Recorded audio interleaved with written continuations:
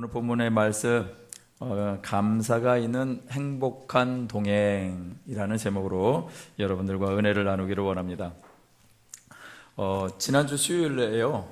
다음 날에 있을 수능 종일 기도회를 준비를 하면서 우리 교육자들과 함께 모임을 갖는 시간이 있었습니다. 그때 난데없이 여기저기서 핸드폰이 울리기 시작했습니다. 모두들 날아오는 문자들 때문에 이제 깜짝 놀라서 이제 봤더니 포항에서 5.5 지진이 일어났다라는 긴급 재난 문자였습니다. 이 지진의 강도가 센 편이라서 우리 걱정하면서 대화를 나누고 있는데 갑자기 제 마음 가운데 카톡을 해야 되겠다라는 생각이 들었습니다. 왜냐하면 포항에서 학교를 다니는 우리 청년이 있었기 때문에 그렇습니다. 그래서 지진 때문에 혹시 어려운 일은 없었는지 걱정이 돼서 카톡을 보내게 됐는데 나중에 안 일이지만 아니나 다를까 우리 청년이 다니는 이 학교 외벽 건물이 무너져가지고 수많은 학생들이 놀라 도망 다니고 마치 전쟁터 같은 모습이 뉴스에 방송된 걸 보게 됐습니다. 하여간 걱정스러운 마음으로 있었는데 회신이 왔습니다. 다행히 그 현장에 없었다고요. 그리고 본인은 지금 차를 타고 서울로 향해 가고 있다고요.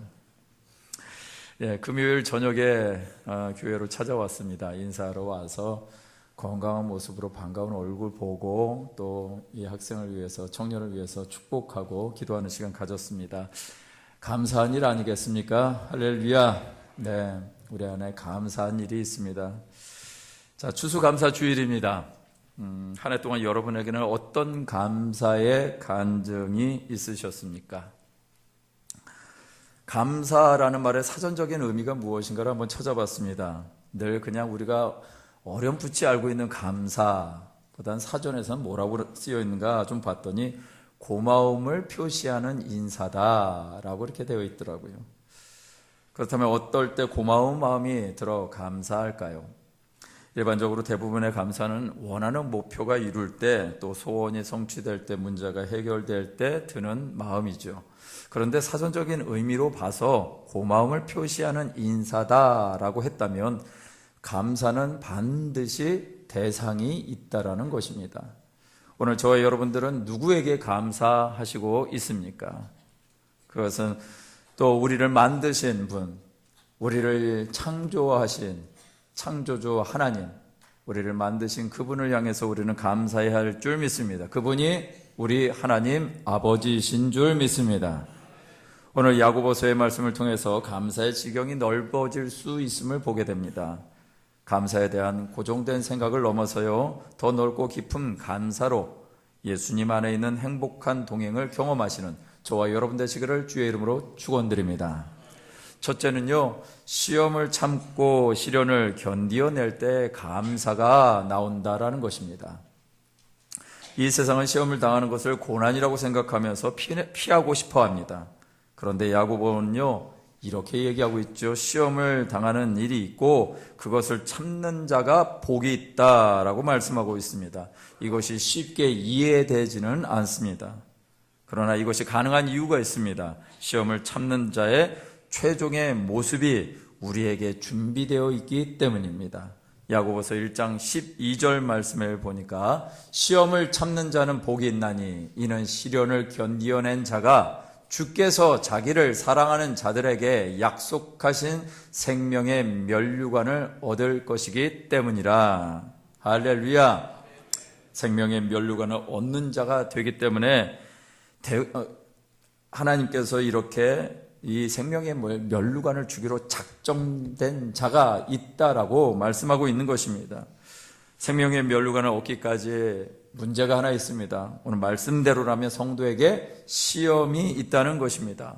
왜 꼭 시험이 필요한가?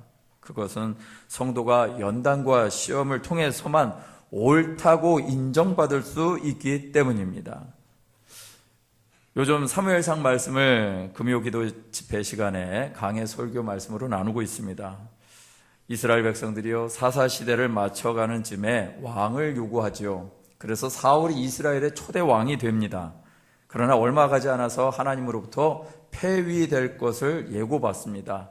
이유는 하나님의 질서를 어그러뜨렸고 하나님께 돌릴 영광을 자기의 영광으로 취했기 때문이라고 말씀하고 있습니다. 블레셋과의 전쟁에 앞서 번제를 집례해야 할 때 사무엘 선지자가 늦어지자 사울이 스스로 번제 제사를 드린 것입니다. 그러나 그 일로 인해서 사무엘 선지자로부터 사울 왕의 나라가 길지 못할 거야 라는 예언을 받게 됩니다. 사울에게 나름대로 이유는 있었습니다. 블레셋과의 전쟁을 앞두고 있었기 때문에 뭔가가 필요했습니다. 그건 제사가 필요했는데 제사를 드리는 데 있어서 상황을 보니까 사무엘은 오지 않고 정한 날이 됐는데 오지도 않고 있고 백성들은 무서워서 도망가기 시작을 했습니다. 그리고 블레셋 군대는 코앞에 들이닥치고 있었던 것이죠. 그러나 그것이 하나님 앞에 변명이 되지 못했던 것입니다. 잠언 14장 12절 말씀에 보니까 이런 말씀이 있습니다. 어떤 길은 사람이 보기에 바르나 필경은 사망의 길이니라. 결국 사울 왕의 남은 삶은요, 폐위를 기다리는 초조한 삶을 살게 되었고, 그리고 다음 왕으로 기름 부음 받은 다윗을 죽이지 못해 안달난 사람이 되어버리고 맙니다. 다윗은 사무엘 선지자를 통해서 왕의 기름 부음을 받습니다. 그러나 그에게 주어진 삶은요, 도망 다니고 또 도망 다니고 울고 또 울면서 사는 신세가 되었습니다. 때로는 대적 블레셋 왕 앞에서 목숨을 건지기 위해서 정신줄 놓은 사람 모양으로 침을 질질 흘리며 미친 짓을 해야 하는 지경까지 이릅니다. 자존심마저 무너지는 수치를 겪습니다. 왜 꼭 다윗에게 그런 시련의 시간이 있어야 했을까? 왜 하나님은 다윗을 그렇게 다루시는가? 그것은 다윗이 받은 시험을 통해서 하나님이 옳다 하시는 왕으로 인정받기 위함이었습니다. 만약에 다윗에게 이런 시험의 과정이 없었다면 어떻게 되었을까요? 제2의 사울왕이 되지 않았을까요? 하나님은 다윗을 왕으로 세우시기 위해서 불순물을 빼내셔야만 했던 것입니다. 이것이 얼마나 감사한 일인가? 뭐가 감사하다고 이렇게 말하는 것일까요? 하나님이 계시니까 감사한 일이라는 것입니다. 할렐루야! 여러분, 하나님이 계신 것이 감사한 일인 것입니다. 비록 인생이 고달픈 시간을 살아가고 있지만 오히려 그 시간을 통해서 하나님이 고달픈 인생을 참고 견딜 수 있도록 함께 계신다라는 것, 이것이 우리에게 복음인 줄 믿습니다. 이것이 확실한 감사거리인 것입니다. 저와 여러분의 인생에 어려움이 있으십니까? 그렇다면 저와 여러분의 인생에 하나님이 일하고 계시는 줄 믿습니다. 모든 일이 순탄하고 잘 될 때, 건강할 때, 시련과 풍파가 없이 평안할 때 당연히 감사해야 하지만 진정한 감사는 시험을 당할 때, 건강하지 못할 때, 어려움을 당할 때 그 진가를 발휘하는 것인 줄 믿습니다.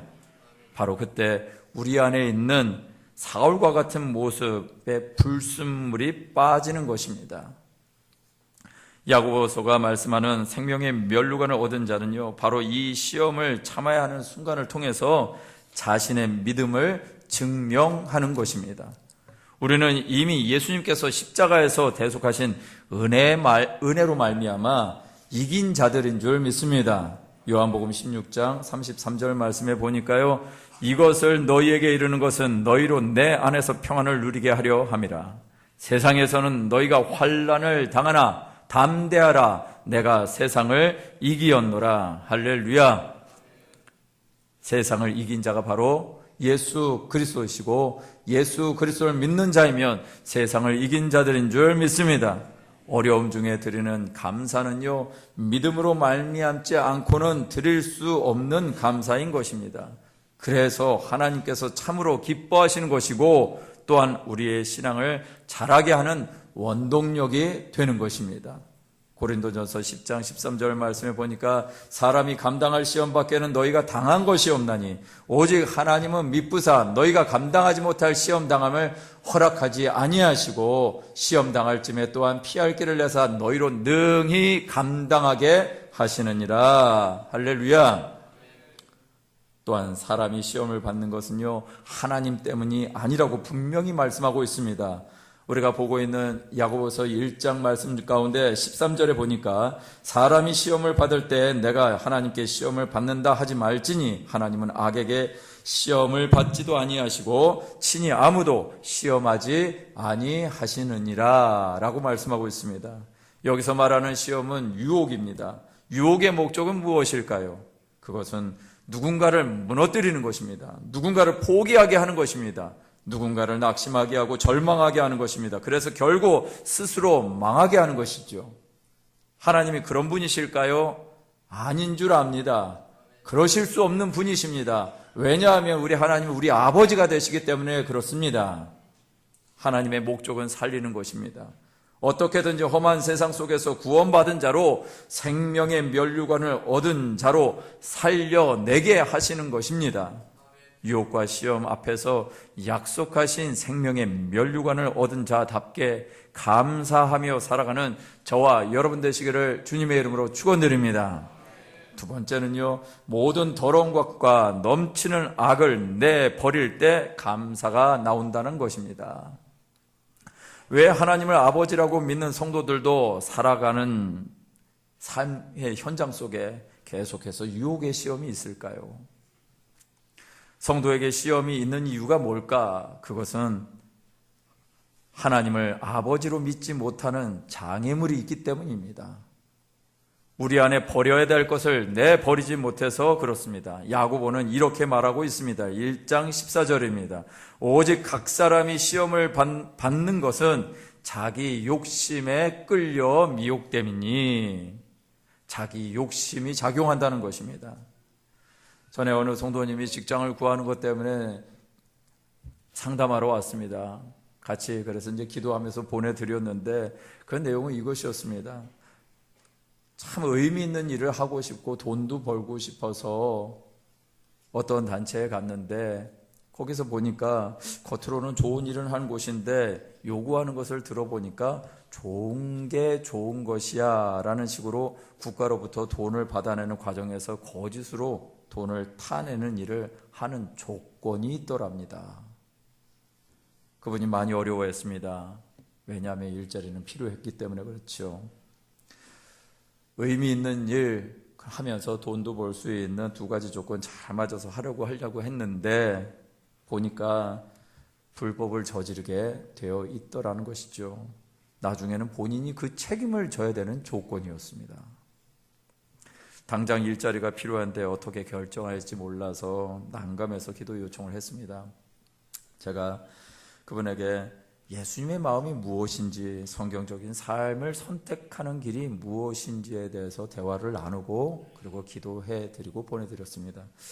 근데 나중에 이분이 그곳에 어쩔 수 없이 들어가긴 했답니다. 그런데 들어갔다가 나중에 저한테 왔습니다. 목사님, 안 하기로 했어요. 안 하기로 했어요. 저는 그분 안에 주님의 말씀이 역사하고 계신 줄 믿습니다. 그분은 기도하는 분이었습니다. 그리고 하나님의 뜻을 선택할 줄 아는 분이었습니다. 성경은 말하고 있습니다. 모든 더러운 것과 넘치는 악이 있다라고 말입니다. 그러나 우리가 살아가는 세상은 대놓고 더러운 것과 넘치는 악도 있지만 좋은 게 좋은 거야 하면서 다가오는 교묘한 악도 있습니다. 그런데 그 교묘한 악에 왜 사람들이 반응하는가? 그것은 바로 우리 안에 있는 자기의 필요와 자기의 욕심과 반응하고 있기 때문입니다. 욕심에 반응할 것인가? 하나님의 말씀이 뭐라 하는지에 반응할 것인가? 이 선택이 저와 여러분들에게 있는 줄 믿습니다. 야고보서 1장 18절 말씀해 보니까 그가 그 피조물 중에 우리로 한 첫 열매가 되게 하시려고 자기의 뜻을 따라 진리의 말씀으로 우리를 낳으셨느니라 라고 말씀하고 있습니다. 저와 여러분들은 아버지 하나님이 당신의 뜻을 따라서 진리의 말씀으로 저와 여러분들을 낳으신 줄 믿습니다. 과거에 예수님을 믿기 전에 그 사람은 이제 죽었다라는 것입니다. 저와 여러분들 모든 더러운 것과 넘치는 악으로 살아가는 죄의 법으로 살아가는 존재로서의 과거의 나는 죽었다라는 것입니다. 그 대신에 예수님을 믿음으로 새롭게 진리의 말씀으로 태어났다라고 성경이 얘기하고 있는 것입니다. 이것을 믿는 자는 자기의 욕심에서 노임을 받게 되어지는 줄 믿습니다. 욕심에서 노임을 받는 것이 복이고요. 이 복을 받는 자가 진정한 감사의 사람이 되어지는 것입니다. 할렐루야.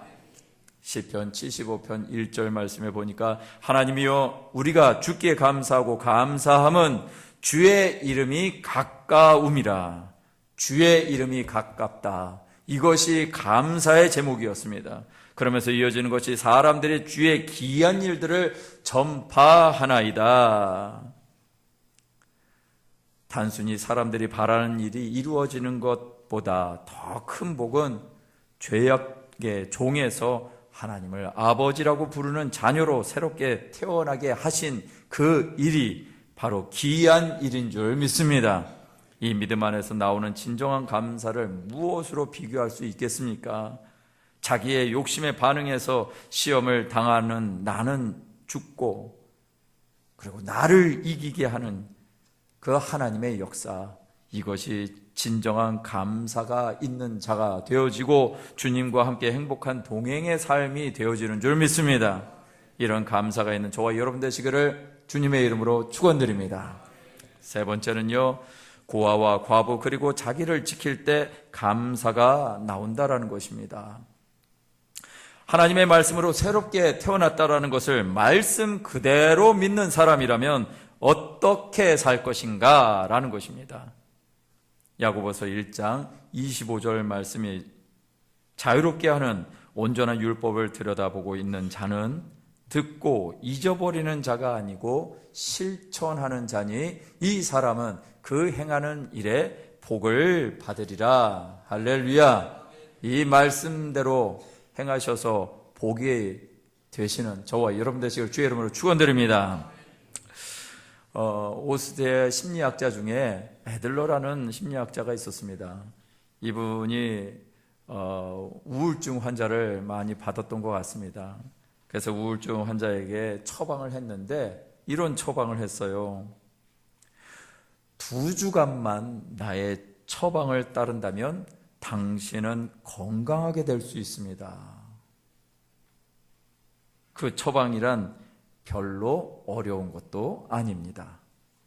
당신은 매일매일 어떻게 하면 남을 기쁘게 할 수 있을까를 궁리하면서 그걸 실천하면 됩니다. 라고 처방을 내렸습니다. 값비싼 약이나 까다로운 처방을 내릴 것을 기대하고 찾아온 사람들, 그런 환자들에게는요, 대부분 이 싱거운 처방에 크게 실망하고 돌아갔답니다. 그런데 그 처방을 따라서 실천한 사람은 이렇게 말하더라는 것이죠. 남을 돕고 어려운 이웃에게 사랑을 전했더니 우울증이 없어졌어요 라고 말입니다. 자, 여러분, 우리는 어떻게 적용을 해야 될까요? 어떻게 살아야 될까요? 여러분, 멀리 가지 마시고 가까운 데서부터 시작하시면 어떨까요? 여러분과 함께 있는 이들을 행복하게 하시기를 주의 이름으로 축원드립니다. 여러분들의 식구들을 기쁘시게 하시기를 바랍니다. 물론 우리 식구들이 돈을 줄 때 행복합니다. 하지만 돈이 줄 수 있는 감동보다 더 중요한 것이 우리에게 있습니다. 그것은 작은 관심과 섬김인 것입니다. 학교 갔다 돌아오는 아이를 정말 기쁨으로 반겨주셨으면 좋겠습니다. 직장 갔다 돌아오는 우리의 자녀들을 정말 한번 기쁨으로 반겨주시면 어떨까요? 집에 늦게 온 자녀들을 야단치려고 준비하지 마시고 좋은 눈빛으로 어떻게 보냈는지 대화해 보시면 어떨까요? 아마 그렇게 뭔가 여러분들이 시도하고 있으면 우리 자녀들이 이상한 눈빛을 보면서 이렇게 얘기할 것입니다. 하던 대로 하세요. 예, 왜냐면 제 아이들의 눈빛에서 그걸 읽었습니다. 옛날에 그랬습니다. 근데 지금은 믿어주더라고요. 여러분, 세상에 지친 남편 위해서 수고했다고 격려해 주시면 어떨까요? 과거에는 그래도 월급 봉투라도 있었습니다. 월급 봉투라도 내밀면 고맙다라는 말을 들었는데 지금은 봉투가 없잖아요. 계좌로 바로 들어가니까. 그러니까 뭐 돈을 버는지 안 버는지도 모르고 그냥 쑥쑥 빠져나가는 것으로 끝나버리고 고맙다라는 말은 들어본 적이 없는 그런 남정네들이 너무나 많은 것 같습니다. 여러분, 고맙다고 한번 말해주시면 좋을 것 같습니다. 우리 아내들은 어떨까요? 표시나지 않는 것 열심히 한다라고 늘 투덜대지 않던가요? 집안 살림 아무리 해봤자 표 하나도 안 나더라. 우울해하고 있는 아내들에게 수고했다고 고맙다고 말 한마디 건네줄 수 있는 우리 남편들이 되시면 어떨까요? 또 이웃집에 누가 살고 있는지 좀 관심을 가져주시면 어떨까요? 요즘은 또 각박한 세상이라 이웃에 누가 살고 있는지 저도 보니까 과거에 그렇게 살았더라고요. 오늘날 살아가는 세상에는 사생활 침해라는 오해를 받을 수도 있을 것 같습니다. 그러나 지속적인 관심을 갖는다면 그 진정한 관심은 상대방도 알지 않을까요? 포기하지 말고 도움이 필요한 이들에게 내가 할 수 있는 일이 무엇일까? 작은 것 한 가지만이라도 우리의 삶의 현장 가운데서 한 가지만이라도 해낼 수 있는 그런 은혜, 그렇게 살아보시기를 주님의 이름으로 축원드립니다. 예수님의 마음을 알기에 힘쓰시길 바랍니다. 예수님의 마음을 어떻게 알 수 있을까요? 우리가 사랑할 때 예수님의 마음을 알아가는 것입니다. 그냥 어쩔 수 없이 하는 것은 아무도 알 수가 없습니다. 진정성도 없습니다. 정말 내가 사랑하는 이들을 향해서 섬기는 것. 어저께도 우리 성도님 한 분이 고열에 시달리다가 병원에 들어가셨어요. 그래서 그제 밤에 제가 이제 알았습니다. 그래서 어저께 그 시간을 내서 저희 사모와 함께 방문을 했습니다. 병명이 뭔가 봤더니 목에 흉터가 있어요. 그 뭐 진드기인가요? 거기에 물리셔가지고 고열로 시달리시다가 결국은 처음에는 그게 감기인 줄 알고 감기약만 드시다가 결국은 몸이 막 휘청휘청거리고 잘 걷지도 못하시는 상황 가운데서 그 자녀분이 보고 빨리 병원에 응급실로 가서 보니까 그 진드기 때문에 생겨나는 고열이었습니다. 아주 위험한 순간이었죠. 근데 그렇게 되신 상황을 제가 이제 나중에 듣고 찾아뵈야 되겠다. 그냥 조용히 갔습니다. 갔더니 가자마자 그냥 저를 보시면서 우시는 거예요. 제가 할 수 있는 것이 무엇입니까? 그냥 마음을 다해서 찾아뵙고 마음을 다해서 기도해 드리는 것밖에 없었는데 그렇게 마음 써주시는 것이 너무나 감사했습니다. 저와 여러분들의 삶이 그럴 수 있습니다. 저만 그런 게 아니고요. 여러분들의 삶도 그렇게 살아가실 수 있습니다. 나의 삶이 누군가에게는 위로가 되고 나의 삶이 누군가에게는 작은 희망이 될 수 있다는 사실을, 그렇다면 그것에 우리가 감사하면서 우리의 삶을 드려야 되지 않을까요? 하나님을 사랑하는 사람은요, 하나님의 말씀이 자신의 삶이 되어지는 것입니다. 할렐루야! 여러분의 삶이 바로 하나님의 말씀 되어지기를 주님의 이름으로 축원드립니다. 저의 간절한 소원이 있습니다. 그것은 다른 게 아니라 우리 순복음교회와 우리 성도님들이 예수님의 교회와 예수님의 사람이 되기 위해서 사명을 감당하는 것입니다. 예수님의 사람이라면 예수님의 마음으로 교회를 바라보게 되어 있고요. 예수님의 사람이라면 예수님의 마음으로 성도와 성도를 바라보게 되는 줄 믿습니다. 이것이 경건한 삶입니다. 계속 이어지는 야고보서의 말씀 26절 말씀 보니까 이렇게 써 있습니다. 누구든지 스스로 경건하다 생각하며 자기의 혀를 재갈 물리지 아니하고 자기 마음을 속이면 이 사람의 경건은 헛것이다 라고 말하고 있습니다. 스스로 경건하다고 생각하는 사람들이 많은 곳에 어떤 일이 벌어질까요? 참 놀랍게도 안 변합니다. 스스로 경건하다고 생각하는 사람들이 많이 있는 사회는 바뀌지가 않죠. 그 대표적인 것이 우리도 욕하고 있는 저 여의도 동네에 있는 분들 아닙니까? 그러나 자기의 혀를 재갈 물리고 하나님 아버지 앞에서 정결하고 더러움이 없는 경건을 가지고 있다면 세상은 조금씩 변화될 것입니다. 이어지는 27절의 말씀에 보니까 하나님 아버지 앞에서 정결하고 더러움이 없는 경건은 곧 고아와 과부를 그 환난 중에 돌보고 또 자기를 지켜 새 속에 물들지 아니하는 그것이니라 라고 말씀하고 있습니다. 가까이 있는 고아와 과부를 환난 중에 돌보시기를 바랍니다. 그러나 나의 동정심이나 나의 의의를 가지고 돌보는 일은 아무 소용이 없습니다.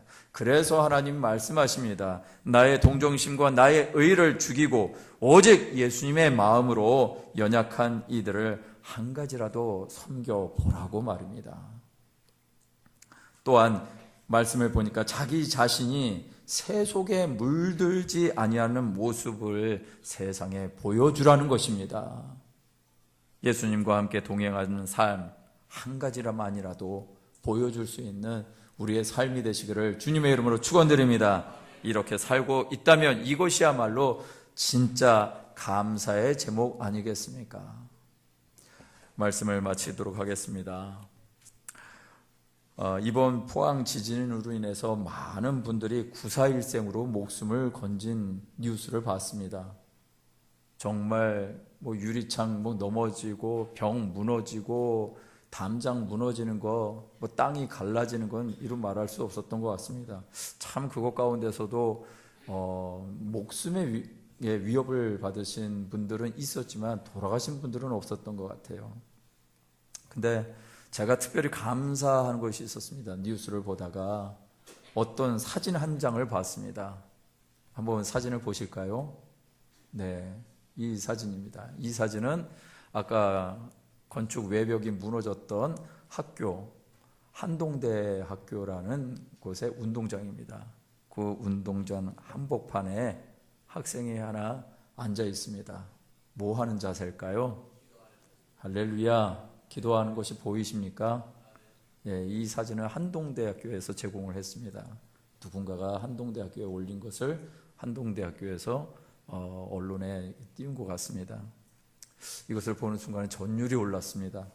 두려움과 위기 상황 속에서 한 사람이 기도하고 있는 모습에 정말 감사했습니다.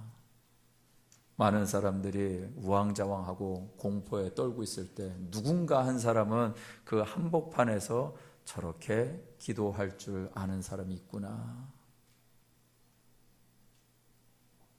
저 학생이 우리 모든 성도님들의 마음이 되었으면 좋겠습니다. 할렐루야.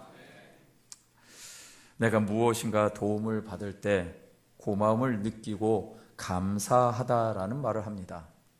그러나 대부분이 그런 감사는요, 나한테 얼마나 유익이 있느냐 없느냐에 달려있음을 보게 됩니다. 결국 나 중심의 감사를 하고 있는 것이죠. 그럴 때 야고보서 1장 14절에서 16절 말씀을 붙드시기를 축복드립니다. 함께 읽도록 하겠습니다. 시작. 오직 각 사람이 시험을 받는 것은 자기의 욕심에 끌려 미혹됨이니 욕심이 잉태한 즉 죄를 낳고 죄가 장성한 즉 사망을 낳느니라. 내 사랑하는 형제들아 속지 말라. 할렐루야. 하나님의 사람들 향해서 얘기합니다. 내 사랑하는 사람들아, 내 사랑하는 형제들아, 내 사랑하는 자매들아 속지 말라 라고 말하는 것이죠. 이 말씀은 무엇에 대한 말씀일까요? 불신자들이 할 수 있는 감사에 속지 말라는 것입니다. 골로새서 3장 17절 말씀 한 번 더 읽겠습니다. 시작. 또 무엇을 하든지 말에나 일에나 다 주 예수의 이름으로 하고 그를 힘입어 하나님 아버지께 감사하라. 할렐루야. 나 중심, 자기 중심의 감사에서 벗어나서 오직 진리의 말씀 중심에서 나오는 순전한 감사를 하나님께 올려드리는 우리 모든 성도님들 되시기를 주님의 이름으로 축원드립니다. 이 시간 우리 함께 찬양하면서 기도할까요? 우리 찬양팀이 처음에 했던 찬양이었습니다. 감사하신 하나님, 에베네셀 하나님. 여러분, 우리가 무엇에 감사하십니까? 하나님께서 한 해 동안 지켜주시고 인도하신 것, 우리의 삶의 문제가 해결되어진 것 감사하는 것 맞습니다. 그런데 정작 감사해야 될 것이 무엇인가? 그 삶의 현장마다 함께 우리와 동행해 주시고 나 홀로 고아와 같이 내버려 두지 아니하시고 과부와 같은 인생을 홀로 내버려 두지 아니하시고 돌봐주시는 하나님의 은혜, 그것이 우리를 향하시는 하나님의 은혜요 감사 아니겠습니까? 그 하나님을 발견하시고 그 하나님을 붙잡으시고 그 하나님과 동행하는 삶이라면 우리의 감사는 더 깊은 은혜와 깊은 감격으로 다가오게 될 줄 믿습니다. 오늘 저와 여러분들의 삶의 현장에 그 하나님이 함께 하셔서 그 하나님의 사랑이 흘러가는 삶의 통로, 은혜의 통로, 감사의 통로가 되시기를 바라면서 우리 한번 찬양 드릴까요? 감사하신 하나님, 감사하신 하나님,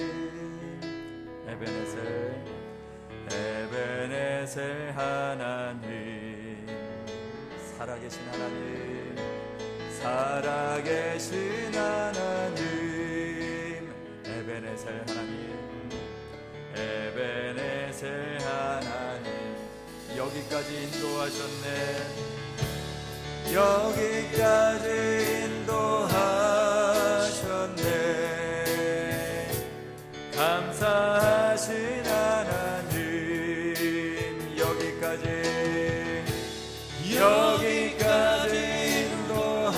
인도하셨네. 살아계신 하나님,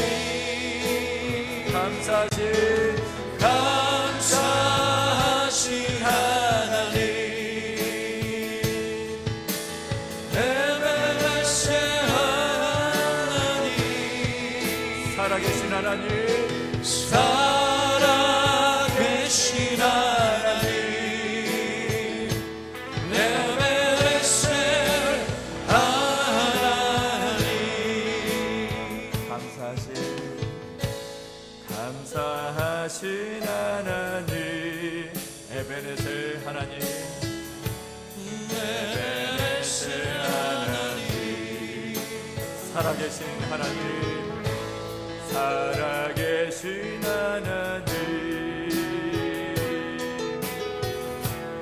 에베네셀 하나님, 장래에도 인도하시리, 장래에도 인도하시리,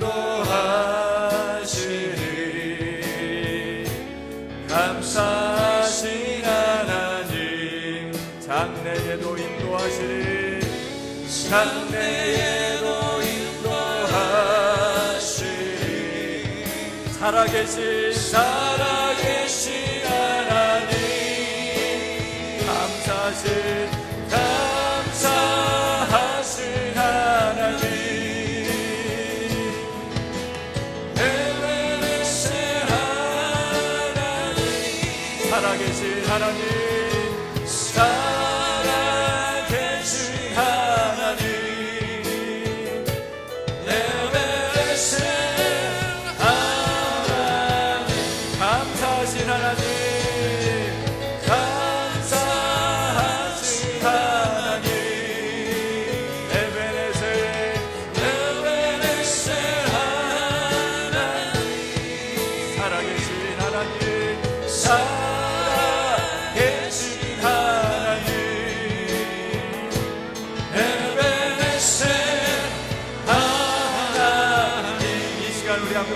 나가실 때 그 살아계신 하나님이 나와 함께 하십니다.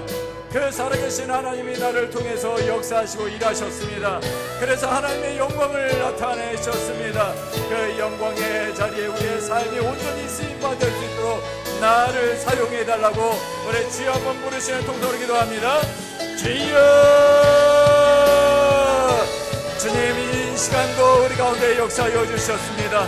아버지 하나님, 우리의 삶의 현장마다 에베네셀의 하나님 되셨습니다. 지금까지 인도하셨던 하나님, 여기까지 인도하셨던 하나님, 아버지 하나님, 그 하나님의 은혜에 우리가 집중하길 원합니다. 그 하나님 앞에 우리의 삶을 드리고 아버지 하나님의 문제가 해결되어진 것보다도 그 문제 위에 자정하시고 우리와 함께 동행하셔서 보아와 같이 내버려두지 아니하시고 아버지 하나님, 남편 없는 영적인 고아부가 되어지지 아니하고 하나님 은혜를 붙잡고 살아가는 우리 모두가 되어지기를 간절히 원합니다. 아버지 하나님, 이 시간에도 저들을 인도하여 주셔서 오직 주님 붙잡고 살아가며 하나님의 임재를 경험하고 주님과 함께 매 순간순간을 24시간을 동행하는 우리 모든 성도님들이 되게 하여 주시옵소서. 그래서 하나님이 일하시고자 하는 일들을 발견하게 하시고 하나님의 음성을 듣게 하여 주시고 우리 안에 착한 일을 시작하시니 우리 안에 구원을 완성하신 예수 그리스도로 말미암아 선한 일들이 풀어지게 하여 주시고 우리의 가정이 회복되게 하시고 우리의 있는 공동체가 회복되게 하여 주시고 어제 하나님의 역사를 바라보며 하나님이 일하시는 삶, 하나님이 일하시는 교회, 하나님이 일하시는 성도가 될 수 있도록 역사하여 주시기 간절히 원합니다. 아버지 하나님, 나 중심적인 감사에서 그 감사에서 넘어서서 오직 하나님 중심의 감사가 나타나는 우리 모두가 되게 하여 주시옵소서. 하나님의 일하심 앞에 우리가 기도하는 자가 되어지기를 원합니다. 한 곳에 아버지 하나님, 비록 고려방에 있을지라도 그곳에서 하나님을 만나게 하여 주시옵시고 우리의 삶의 현장에서 아버지 하나님, 우리의 일터에서 우리의 가정에서 아버지 하나님, 우리의 사업장과 우리의 직장에서 아버지 하나님, 하나님을 경외함으로 주님과 동행하는 우리 모두가 될 수 있도록 이 역사를 주시옵소서. 그래서 지금까지 행하셨다라고 지금까지 주의 일하심이 내 삶 가운데 나타났다라고 어제 하나님의 영광을 하며 살아가는 우리 모두가 되게 하여 주시옵소서. 하나님, 오늘 예배 드리는 모든 성도님들의 심령 가운데 주님 함께하여 주시옵소서. 오직 주님만을 찬양합니다. 감사하신 하나님, 감사하신 하나님, 에베네셀 하나님, 살아계신 하나님, 살아계신 하나님, 에베네셀 하나님. 우리 한번 두 손을 높이 들고 감사하신 하나님, 에베네셀 하나님, 살아계신 하나님,